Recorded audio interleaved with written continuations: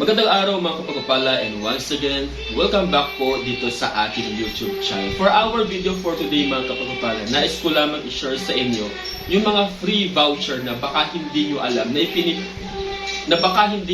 ipinamimigay po ni PayMaya. Minsan iniisip natin na baka scam lang o baka hindi totoo yung mga sinasad sa atin ni PayMaya sa ating mga notification regarding sa mga free voucher na ibinibigay natin ngayon. So, for our video for today, ituturo ko sa inyo kung paano natin i-claim at gagamitin yung mga free voucher na ipinamimigay ni PayMaya sa ating mga Maya account. So, let's proceed sa ating tutorial for today.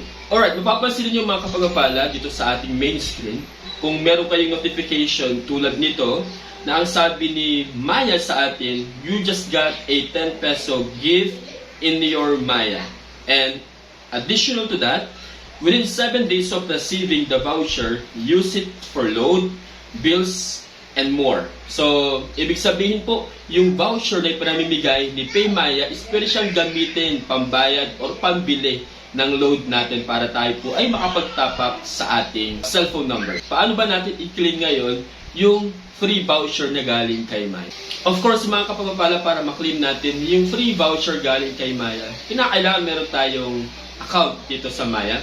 And second thing, kinakailangan tayo po ay nakalagin sa ating Maya account. Okay, so ipapakita ko sa inyo kapag nakalagin na tayo kung paano natin i-claim yung free 10 peso voucher galing kay Maya kapag kayo ay nasa main dashboard na po ng inyong Maya account. Okay mga kapagpapala, syempre para maklaim natin yung free voucher natin galing kay Maya, kinakailangan meron tayong account dito sa Maya. And second thing, kinakailangan tayo po ay nakalagin na dito sa ating Maya account. At ituturo ko sa inyo ngayon kung paano natin hanapin at maklaim yung free voucher galing kay Maya. Okay, so dito sa pinaka main dashboard po natin, scroll lang natin siya dito sa pinakababa. And then, mapapansin po natin yung mga transaction natin. And below the transactions po natin, mapapansin po natin, meron tayong missions. Sa tabi ng mission sa bandang kanan, meron tayong voucher. Okay, so punta tayo ngayon sa voucher, click natin yung voucher. So mababasa po natin dito na meron tayong available na 10 peso voucher galing kay Maya. At yan po ay very obvious na po. So yan po siya. And then gagawin lang po natin is i-click lang po natin yung 10 peso voucher. At mababasa po natin yung mga details dito. So ang sabi po dito ni Maya, use this voucher to redeem PayMaya credits and more. So meron po siyang terms and conditions na dapat po nating sundin, and more importantly, etong Maya voucher na ito ay hindi po siya transferable. At pwede lamang siyang i-claim until February 2025, 5:22 PM. So ibig sabihin po yung mga voucher na ibinibigay sa atin ni Maya, meron po silang expiration kapag hindi po natin na-claim yung mga iyan. Okay, so para ma-claim natin, very obvious, mababasa po natin dito sa part na ito yung word na claim. Gagawin lang natin is i-click lang natin yung claim. And then afterwards, i-click lang po natin yung confirm. At sabi po ng Maya, kinakailangan po natin magamit itong free voucher na ito within 7 days. So i-close lang po natin siya. So dito sa voucher tab natin, meron po siyang available, claim, at saka expired. So, dahil na-claim na po natin yung free 10 pesos kanina, wala na tayong available. So, we will wait for another gift galing kay Maya. So, next is, ito po yung mga na-claim natin na voucher galing kay Maya. So, marami po yan. Mula pa noong year 2022, meron tayong na-receive na 20 pesos, merong 50 pesos.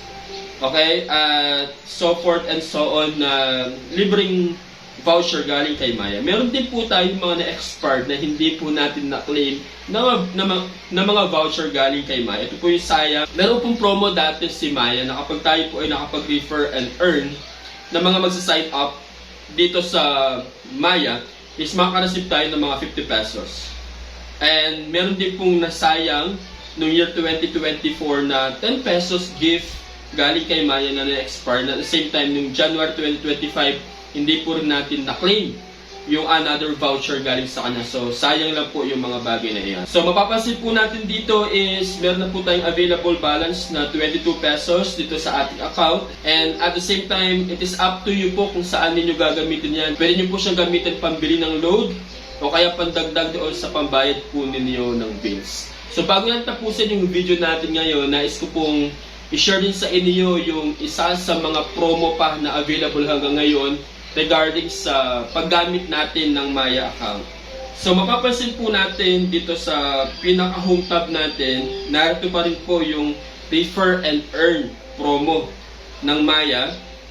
So gagawin lang po natin is i-click natin yung Refer and Earn. And then dito po, invite your friends and get a reward. Invite your friends and get a reward. Your referred friends just needs to spend 50 pesos and you both get 50 pesos reward. Plus, earn up to 15,000 pesos when you refer more.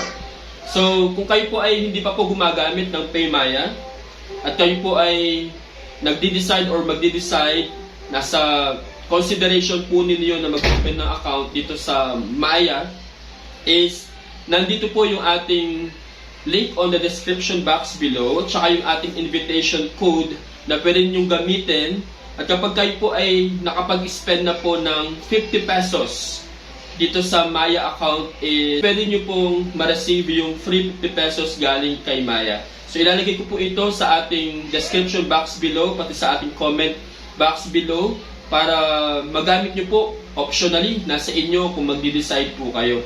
So, before natin again tapusin itong video na ito, tingnan lang natin yung mga mechanics regarding sa pag-refer po natin ng friends para mas maging clear lang po sa atin kung ano yung mga terms and condition na dapat po nating ma-achieve dito sa ating Refer and Earn promo ni PayMaya or Maya para makuha po natin yung free 50 pesos galing kay Maya. And anyway po, of course, kinakailangan is verified po ang ating Maya account para tayo ay makagamit ng promo nila na Refer and Earn.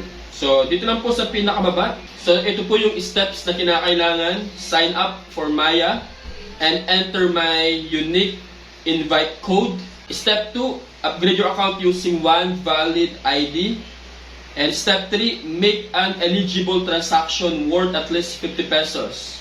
Buy select load and data products from shop. Pwede po tayo mag-deposit to Maya Savings from your Maya wallet. Pay via Maya QR or Negosyo QR merchants. Pay via registered Maya number. Pay with your virtual or physical Maya card online or in store. So just follow the simple steps to start earning up to 15% PA savings interest along with all the perks at maya.ph. So yun po yung instruction na kinakailangan para makuha po natin yung free 50 pesos galing kay Maya. So, I hope this video po ay nakatulong sa inyo, nakadagdag ng idea regarding sa ating pagkakaroon ng free 50 pesos kapag tayo po ay nakapag-refer dito sa Maya ng mga new people na magsa-sign up po dito. So, once again, salamat po sa panonood.